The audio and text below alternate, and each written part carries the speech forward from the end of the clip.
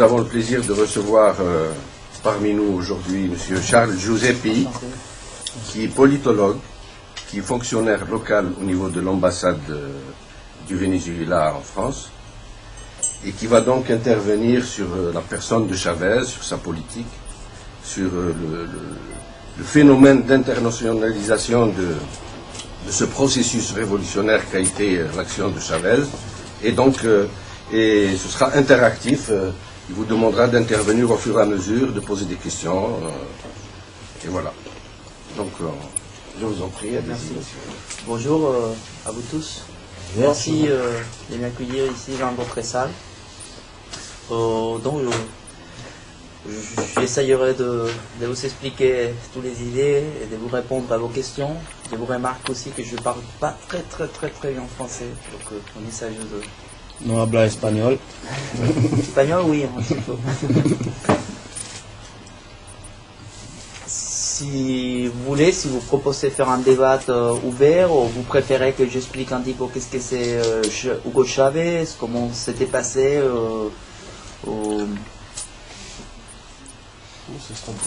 Il faut commencer par une présentation de la situation au Venezuela.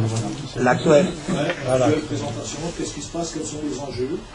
Et ensuite, on passera au débat si vous le voulez, enfin si les camarades autour de la table sont d'accord. Et nous savons en ce moment, je vais faire un très vite fait parcours. Depuis un mécontentement généralisé de la société vénézuélienne à la fin des années 80, avec l'imposition en Amérique latine, au Venezuela aussi, des mesures de FMI, de la Banque mondiale, le peuple a résisté et tout ça, ces mécontentements a produit un reste. Donc on a commencé par la première approche de lutte nouvelle, qui est celle du Venezuela, avec notre camarade Charles, qui nous a expliqué cette situation, parce qu'on a installé l'Algérie, pas seulement dans le cadre national, mais international, parce qu'il y a le système financier aussi, qui a sa part de responsabilité dans le drame algérien. Donc là, nous passons à une autre approche de lutte, qui est celle du Liban. Donc nous avons la présence de notre camarade Nahla Chahal, qui est sociologue et enseignante à l'université au Liban, qui est aussi militante de gauche libanaise, si je me trompe, il faut me rectifier, et militante active de la cause palestinienne, donc j'ai résumé, je pense. Donc elle va nous parler du lutte au Liban, comment ça se passe, on va voir. Je pense qu'ils sont beaucoup plus avancés que nous en Algérie, notamment sur le plan de la théorisation, ce qui manque beaucoup chez nous. Donc Merci beaucoup. Je ne veux pas faire une conférence dans le sens cours magistral. Je n'en suis pas capable. Je vois que je suis devant des personnes qui pensent et qui militent, donc ce n'est pas du tout mon but. Mon but est de vous peut-être présenter certains éléments de la situation et de pouvoir discuter avec vous, sachant que moi, à 3h30, à 15h30, je dois absolument partir. Je suis désolée pour ça, mais je pense qu'une heure et demie va suffire. Et je ne vais pas vous dire que la situation au Liban, ou même dans l'ensemble, on vient de discuter un peu, d'échanger entre nous, est moins pire que ce que vous semblez croire la situation en Algérie. Nous partageons, malheureusement, on aurait voulu tellement partager d'autres choses, je suis sûre qu'on partage aussi d'autres choses, mais nous partageons dans l'ensemble de la région une situation d'effondrement, une situation d'intégration, de désintégration, de désintégration des assises essentielles qui font de chaque pays ce qu'il peut être, sinon ce qu'il est. Et donc, sans m'attarder plus que ça, je voudrais beaucoup vous dire, avant de passer réellement au sujet, que je crois qu'on est en face de ce que j'appellerais une non-réalisation de soi.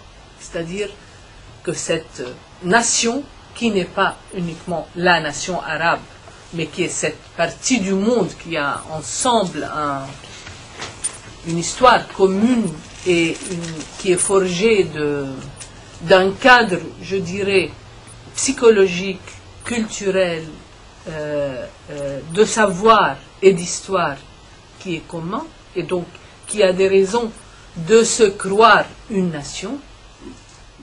Alors, parler d'alliance sacrée, islamiste, démocrate, kabyliste, enfin, des choses comme ça.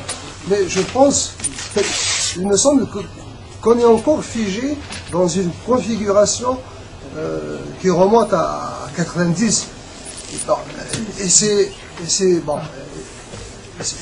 surtout cela aujourd'hui qui empêche qu'émerge une nouvelle alternative, parce qu'on est encore figé dans ce schéma. Or, aujourd'hui, les Algériens ne sont pas figés dans ce schéma. Les jeunes, on parle d'émeutes, de révoltes quotidiennes, etc., effectivement, il ne se passe pas un jour où il y a des émeutes, des révoltes, des gens qui sortent dans la rue, qui barrent les routes pour revendiquer soit les logements, soit le respect, par exemple, parce qu'un gendarme ou un policier a abusé, a fait de l'abus de pouvoir. Mais ce clivage islamiste démocrate, à mon sens, a plus ou moins disparu. Et quand je parle de fédérer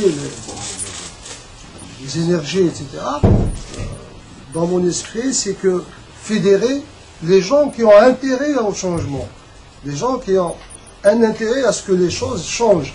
Ben, les gens qui ont intérêt à ce que les choses changent aujourd'hui dans le pays, ben, c'est les gens qui sont révoltés, qui se révoltent, qui sortent dans la rue pour revendiquer ce que je viens de citer, l'eau, l'électricité, les routes, les logements, la fin des abus, etc.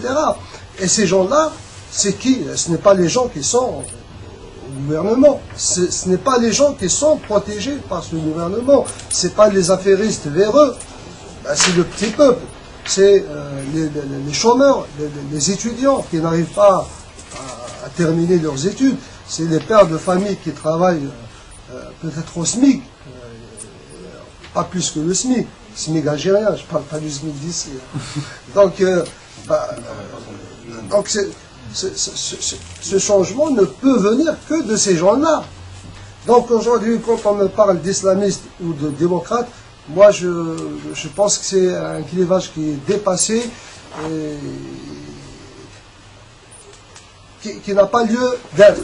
Et pour rebondir encore sur le DRS, parce que le monsieur il pense qu'on a créé un ogre comme ça, imaginaire. On n'est pas dans la paranoïa. Le DRS, il existe, la police politique existe, et elle contrôle, elle contrôle peut-être parmi nous. Je connais bien la situation.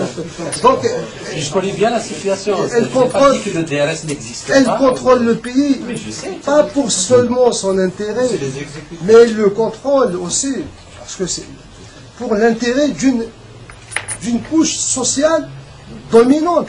C'est les affairistes véreux aujourd'hui, bien sûr, qui ont un prolongement avec la finance internationale, avec le grand capital international. Et ce qui empêche aussi l'émergence, par exemple, d'une bourgeoisie nationale, locale, qui est porteuse de changement, qui porte des idées de changement et des valeurs démocratiques. Parce que même la bourgeoisie locale, quand on la regarde, elle est liée à ces compradors. Il n'a aucune autonomie par rapport à ces compradors. Donc il ne peut pas, si vous voulez, poser la question nationale dans des termes qui sont, si vous voulez, au profit de la grande majorité du peuple.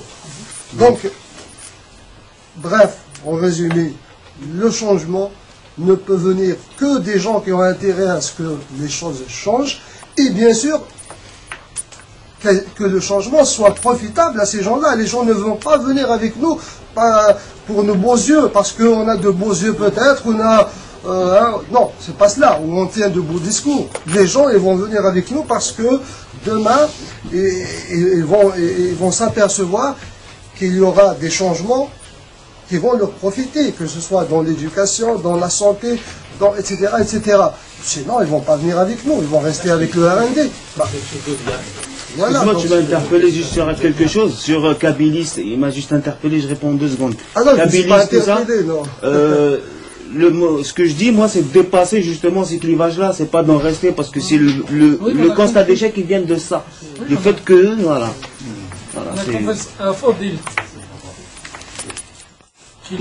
Est-ce qu'il est nécessaire qu'il y ait une organisation, un cadre arc-en-ciel qui va sortir pour organiser d'autres choses? Moi, ça ne me dérange pas, sincèrement. Donc, c'est le débat qui va le dégager, si c'est nécessaire. C'est-à-dire, on ne va pas essayer de mettre une chapelle par en haut. Il faut laisser quelque chose qui va converger, si c'est nécessaire. En tous les cas, nous, on est déterminés à organiser d'autres rencontres, d'autres thèmes pour essayer de clarifier, comme a dit Ahmed, de rendre les choses lisibles et visibles. Donc voilà, c'est-à-dire on n'a pas d'a priori et ce qui vient, c'est le bienvenu. Donc, Razim. Juste, à un moment donné, j'ai lâché. Juste à ce niveau, dire 3 choses simples. La première, c'est que je crois qu'on a un consensus général depuis ce matin. Bien sûr, il n'y a pas d'État et ce n'est pas la peine de chercher par là. Déjà, sur le plan méthodologique, c'est pas ça qui va nous mobiliser en quoi que ce soit. C'est clair. La deuxième, et je crois qu'on dit plusieurs, c'est que les gens savent qu'ils vont faire quelque chose, ils sont prêts à faire quelque chose, mais ils sont prêts à réfléchir dessus. La plupart nous ont dit, on ne sait pas encore faire, il faut qu'on fasse. Et je crois que c'est très important, déjà sur le plan de la pensée elle-même, c'est très intéressant de savoir qu'on va réfléchir plutôt qu'on a déjà réfléchi. Et je crois que ce qui est plus grave dans ce qui existe comme appel ou comme mobilisation parachutée par en haut, c'est qu'on a déjà réfléchi et que ce peuple dont on parle, il n'est pas là, puisqu'on a déjà formulé ce dont il a besoin. Et qu'est-ce qu'il faut qu'il fasse, et comment il doit être démocrate, et comment il doit... Toute notre... Je crois que ce qui est positif aujourd'hui, c'est qu'on a dit qu'on va réfléchir. Si on se base uniquement sur ça, qu'on va réfléchir, et j'ajouterai une chose uniquement, qu'on va réfléchir en faisant ce qu'on peut faire, nous, tels que nous sommes, avec nos capacités. Jamais proposer quelque chose qu'on ne peut pas faire. Et je crois qu'on peut organiser uniquement sur cette base-là un début de réflexion fondamentale. Voilà. Je pense que c'est des critères d'accord général, mais qui sont importants pour qu'on avance quand même. Je les répète donc. Le premier, c'est qu'on ne s'intéresse pas à l'État, on s'intéresse à notre libération en tant qu'Algériens. C'est pas venu encore, on l'attend. Et donc, je crois que là-dessus, on est peut-être d'accord, quelle que soit notre divergence. Quand je parlais de politiquement plutôt que religieusement, je crois que s'il y a des religieux qui sont d'accord pour se libérer, et bien là-bas, s'il y a des non-religieux aussi là-bas, si des religieux et des non-religieux ne sont pas intéressés par là, on revient à notre discussion sur les militaires. Je crois qu'on l'a écarté déjà. Et donc, il faut être cohérent avec ça. Il faut être cohérent avec ce qu'on a gagné aujourd'hui. Deuxièmement, on ne peut faire, quand on réfléchit, que ce qu'on est capable de faire. Il vient de citer le cas du CISA. Si on peut être à 5 ou 6 pour agir dans quelque chose, c'est bien, pour proposer quelque chose. Et sur ces bases-là, je pense que c'est intéressant de le faire et d'y aller. Effectivement, on a besoin d'une pensée construite. Elle n'est pas encore là, c'est bien de l'avoir remarqué. 2, on a des références nationales et étrangères de ce qui peut être fait sans penser à des organisations qui existent. Un État qui existe et qui est bien, je vous rappelle que ça s'appelait Messa les Hajj. Et les premiers qui ont fait ça, ils ont dit on l'écarte si on veut avancer. Donc, je crois qu'il faut partir de rien. Il faut partir de rien, c'est déjà une idée très, comme vous dites depuis tout à l'heure, révolutionnaire. Il faut partir de rien. C'est déjà comme ça qu'on va commencer à construire. Voilà un petit peu ce que je voulais dire. Je m'excuse d'être rapide parce que je n'ai pas de vue. Ahmed, c'est quel nom Oui, je t'avais Non, La nécessité d'investir les mots de leur véritable sens. J'ai beaucoup apprécié l'intervention de Razi quand il a parlé de libération. Parce que c'est le cas. Nous sommes occupés.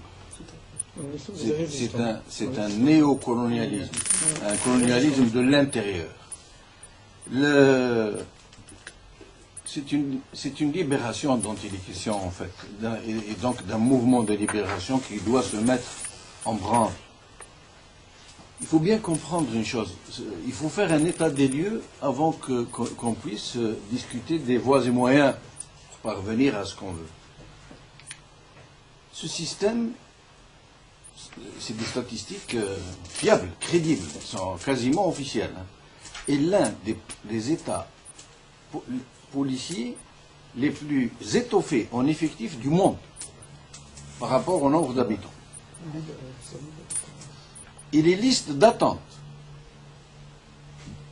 des gens qui veulent être recrutés dans les services de sécurité, ça aussi c'est un chiffre quasi officiel, ils sont 5 fois le nombre des effectifs. Plus le nombre des généraux. Le nombre des généraux, c'est très bien de le rappeler, beaucoup de gens ont gardé en mémoire ce chiffre des 11 généraux, 12. Les généraux ont dépassé le nombre de 200. On a plus de 200 généraux.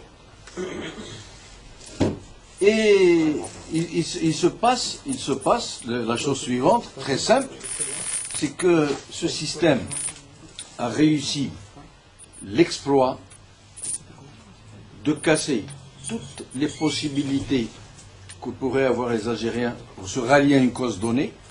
Le fils, il l'a laminé. Le FFS, il l'a ghettoisé, puis il l'a miné de l'intérieur.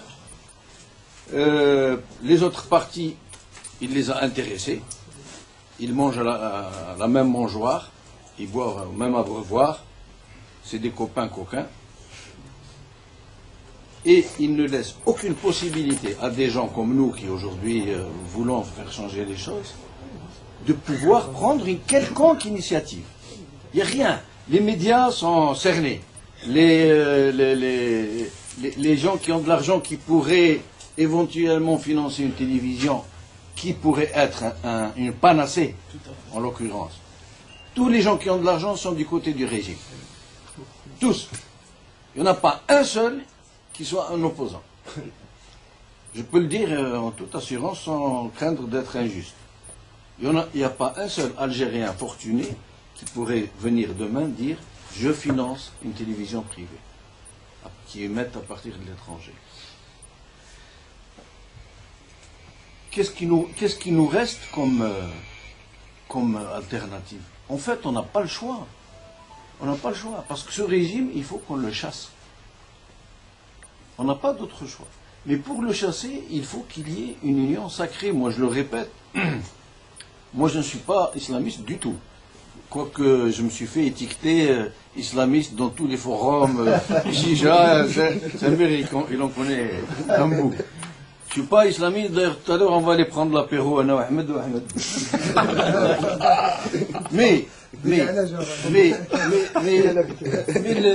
pour moi, l'islamisme politique qui se source ou qui se ressource à partir de données civilisationnelles, à partir de postulats culturels, pour moi, il n'est pas antinomique avec la démocratie.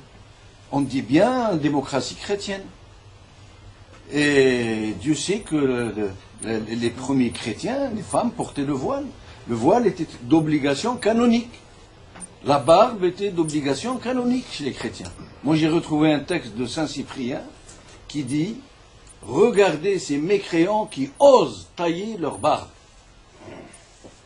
Les chrétiens, ils ont su se libérer.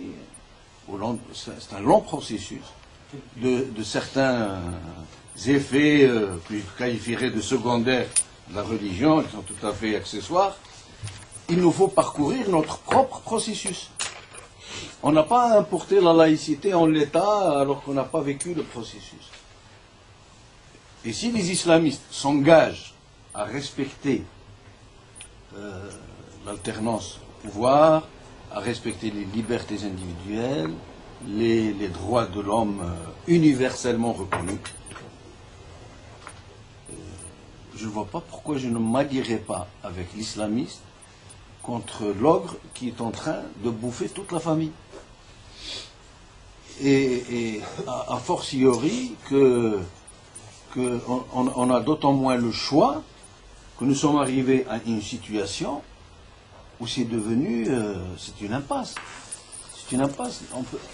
On ne peut plus faire d'autres mouvements vers le futur qu'à reculant. Je reviens sur cette journée qu'on a organisée. Donc, il découle du fait que, suite à des débats sur nos sites respectifs, les organisateurs de la journée, notamment sur le quotidien d'Algérie, où il y a plus de discussions, donc on a remarqué qu'il y avait, c'est-à-dire les gens voulaient aller vers le changement, voulaient faire quelque chose, mais ils n'arrivaient pas. Il y avait un blocage total. Donc on a essayé de voir pourquoi cela, pourquoi ça arrive comme ça. Donc on s'est dit que cela découle du fait que soit la politique menée en Algérie n'a pas de sens, ou il n'y a pas d'études politiques. Donc sommes-nous devant une situation de non-politique en Algérie. Donc si on regarde, il n'y a pas un pays comme l'Algérie où quotidiennement il y a des contestations au niveau des daïras, on ferme les mairies. Il y a eu un mouvement des enseignants qui a drainé plus de 80% des grévistes. Si c'était dans un autre pays, il aurait fait tomber le gouvernement. Donc il y a une contestation, il y a des gens mécontents, mais ça part comme ça dans le vide. Ça part dans le vide tout simplement parce qu'on a pensé qu'il y a absence de politique. Donc, et pourquoi cette situation? On s'est dit que d'abord, il y a la confusion. Il y a la confusion parce que le DRS a fait en sorte de semer la confusion entre les citoyens, en créant une multitude de partis, en créant des clones pour d'autres partis, pour des associations, pour des syndicats, au point où les citoyens se disaient tout le monde se ressemble, tous les partis sont kiff-kiff, sont les mêmes. Donc, ils se sont éloignés de la chose politique. Il n'y a pas de débat idéologique pour essayer d'identifier tel ou tel acteur, parce qu'on l'identifie à travers ce qu'il véhicule comme idéologie. Donc, tout cela a fait en sorte que les partis se sont pacifiés et normalisés. Donc, ils sont tombés dans le piège des pouvoirs, sont dans sa logique, la logique tracée pour le pouvoir, qui est une logique électoraliste. Ils participent aux élections. Et c'est aussi un autre piège avec le code communal, le code de wilaya. Donc ici, qu'ils ne peuvent rien faire. Donc même les élus des autres partis, même s'ils étaient sincères au début, sont devenus des corrompus. Même s'ils ne le sont pas, c'est comme ça que les citoyens le voient. Donc on a voulu tuer le politique. C'est la meilleure manière de disloquer la société. Mais il y a aussi, moi je voudrais parler de la presse.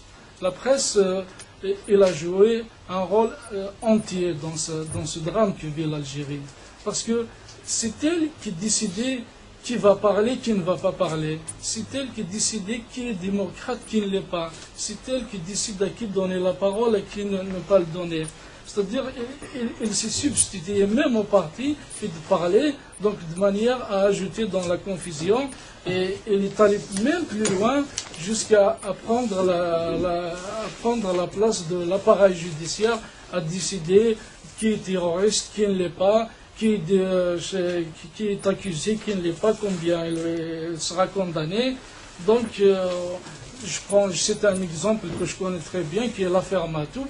L'affaire a été instruite par la presse, il a été jugé par la presse, et jusqu'à aujourd'hui, aucun juge n'a jugé l'affaire. Donc, cette presse, elle a une grande responsabilité, à mon sens, dans le drame algérien. Quelque part, quand on lit pour la première fois, vraiment c'est la première fois, c'est grâce à Zama d'ailleurs, le message est passé par le biais du site internet YouTube, c'est ça.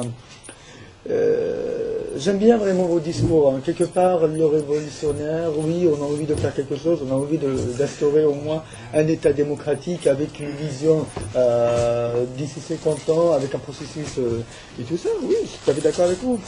Mais plus important, il faut mobiliser derrière. Elle est où la mobilisation? Là, on est une dizaine, une vingtaine. Enfin, quand même, mais Paris, il y a plein d'Algériens. Quand même, il y a une communauté algérienne.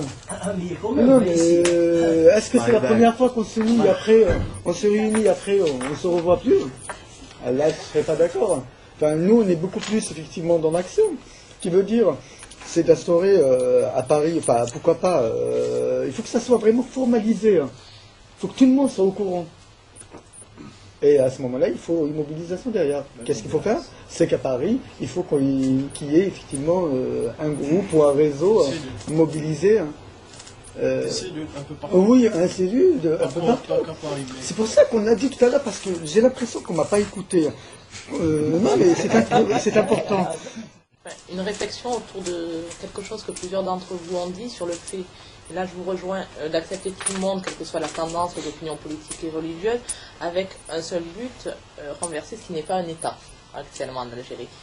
Mais il y a une appréhension par rapport à ça qui est peut-être naïve, mais qui s'appuie aussi sur des exemples historiques, que ce soit en Afrique, en Amérique latine ou dans d'autres pays, c'est se retrouver confronté au risque, à un moment donné, une fois l'objectif atteint, donc la démocratie instaurée, de pouvoir retourner au peuple, mais que justement les partis politiques qui ont réussi à gommer leurs différences autour d'un seul objectif, parce qu'ils n'ont pas réfléchi à l'après, parce qu'ils n'ont pas mis en place un processus de réflexion, de déconstruction et de reconstruction des concepts de ce qui les anime, se retrouvent justement à exacerber ces différences et à ce qu'on se retrouve avec du lynchage dans la rue et qu'au final le processus démocratique soit à nouveau pris en otage.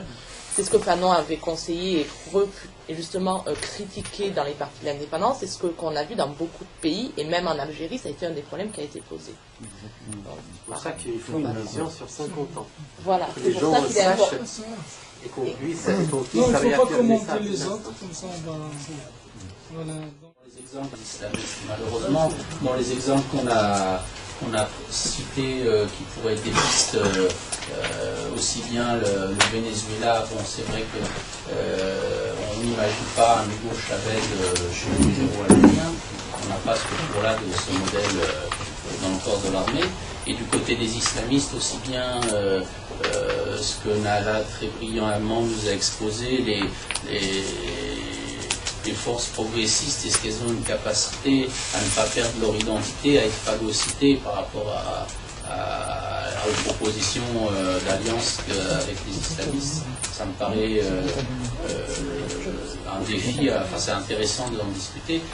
À l'époque de la plateforme de contrat de Rome, c'était une initiative qui était très intéressante dans le contexte algérien. Mais à l'époque, il aurait fallu qu'on puisse renforcer un parti comme le FFS. Dans le contexte aujourd'hui, j'ai l'impression qu'il est beaucoup plus affaibli. Et du coup, quelle est la proposition Je trouvais très heureux l'initiative. On est accueilli ici chez Solidaire, jusqu'où je suis syndiqué à Sud. Et au niveau des propositions, on avait nous, avec le principal syndicat autonome en Algérie, le SNAPA, eu l'idée de faire un petit comité qui s'appelle le CISA, le Comité international de soutien aux syndicats autonomes algériens. Parce que, comme disait le camarade qui vient de prendre la parole, en effet, il y a quelques victoires que mènent ces courageux syndicalistes en Algérie, qui, Magid était aussi un petit peu sévère, qui dit oui, c'est vrai qu'ils arrivent à obtenir des choses, mais qu'au final, on ne capitalise pas les luttes sociales pour l'instant. Alors c'est vrai qu'on était dans le champ syndical, là la proposition de la journée est plutôt sur faire une offre de sortie de crise politique. CISA, on a très... Solution politique pour notre pays, nous savons tous que nous sommes devant la complexité politique, et je serais tout à fait d'accord, bien tout le monde est d'accord à ce qu'on pense, à ce qu'on doit faire. Mais penser comment faire, moi je propose des solutions pragmatiques, c'est ça qui pourrait peut-être nous avancer. D'abord, nommer le projet, pour aller concrètement, c'est pas la peine de tourner philosophiquement, idéologiquement de la chose. Nommer le projet, donner un nom à un projet qui va avancer notre pays vers la démocratie. C'est comme ça qu'on fait actuellement dans la nouvelle donnée politique mondiale. Dans tous les projets, qu'ils soient économiques, politiques, sociaux et culturels, on avance comme ça. On nomme le projet. Je rejoins M. Jamal Benchinouf qui parlait de cahier de charges, d'expression de besoins de la population. Donc il faut aller dans une étude, faire un audit et un diagnostic citoyen de ce que vous dites, voir qu'est-ce qu'il y a comme données sociologiques et politiques et même culturelles au niveau de la population, économique aussi. Donc il faut faire un audit, même qu'il soit pas compatible à 100% avec la réalité politique, sociologique, culturelle et économique, on tiendra compte. Donc le comité de la coordination de l'appel du 19 mars doit aller en ce sens. Quand je parle de projet, je ne parle pas de projet de société. Le projet de société, il doit être l'émanation de l'instinct démocratique. Ça veut dire qu'on doit travailler. Le but final, à mon avis, c'est de rendre le pouvoir au peuple. C'est ça le dénominateur commun de toutes les sensibilités. Qui du citoyen algérien ou d'une citoyenne algérienne ou d'un citoyen algérien ne veut pas aller élire ses représentants d'une façon libre et honnête? Qui ne veut pas de la démocratie? Tout le monde, même ceux du pouvoir. Peut-être, je dis bien entre Dieu, peut-être ils ne connaissent pas, peut-être ils ne savent pas. S'il y a si quelque chose est systématique, ça va se percevoir. Mais à partir du moment où on avance, on propose un projet avec un nom.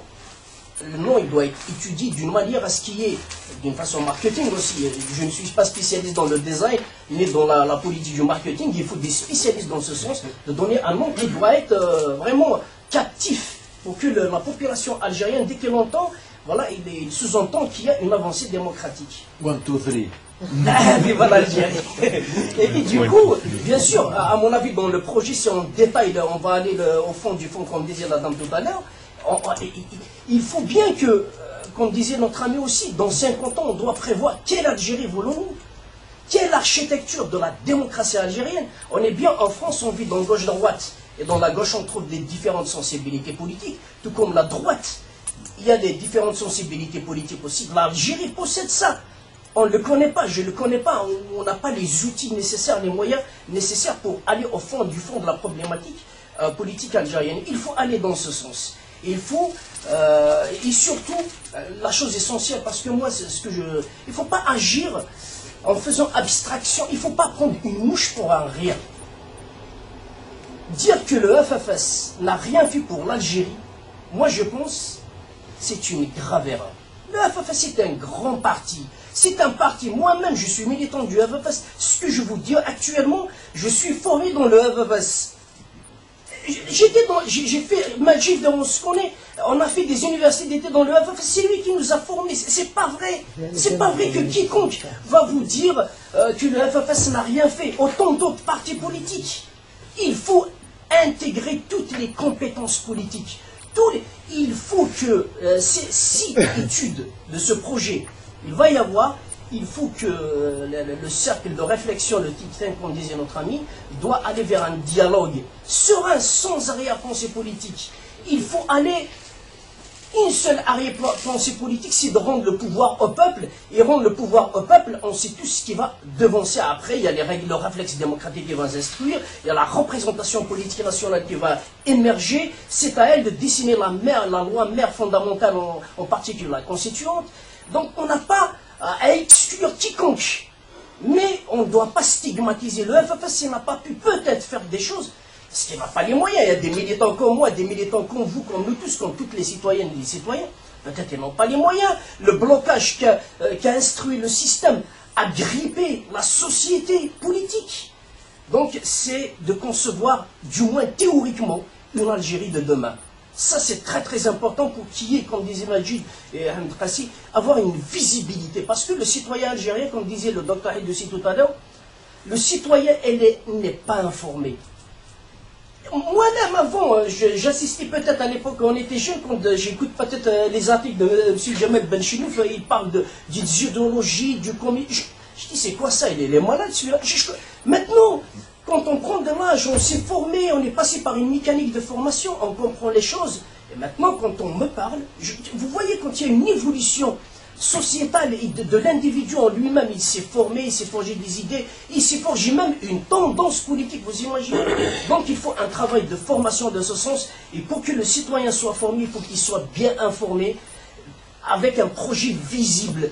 Il va d'une manière très très basse, très claire, nette et précise, parce que, comme disait le docteur Hidossi tout à l'heure, si le citoyen a un réflexe démocratique et un capital politique dans sa tête, la voiture, le train marche. Normalement, ce n'est pas la peine de lui dire allez, donc il faut aller dans ce sens. La partie islamiste, moi, c'est toujours peut-être le cas, je souhaite revenir sur ce point parce que la différence, peut-être la divergence qu'il va y avoir dans les prochaines années, moi, je suis pour la participation, mais vraiment de tout le monde, c'est pas que des Algériens, même des autres qui veulent être Algériens. Mais vraiment, on est terriens, hein, on est sur la planète Terre, on est des universalistes. Le vivre ensemble. Exactement. Donc, à mon avis, les islamistes doivent donner des garanties, surtout sur l'alternance au pouvoir. C'est ça, parce qu'actuellement, ils sont ici dans leur place. Ils ne nous disent pas ce qu'ils sont, ils ont dans leur pensée. Ils doivent nous dire que nous, ils doivent nous dire ce qu'ils pensent comme projet de société, ce qu'ils vont faire, est-ce que la charia, est-ce qu'ils doivent respecter nos libertés individuelles, est-ce qu'ils vont accepter d'autres partis politiques. Donc les islamistes doivent faire un effort là-dessus. Voilà, donc il faut instaurer un dialogue.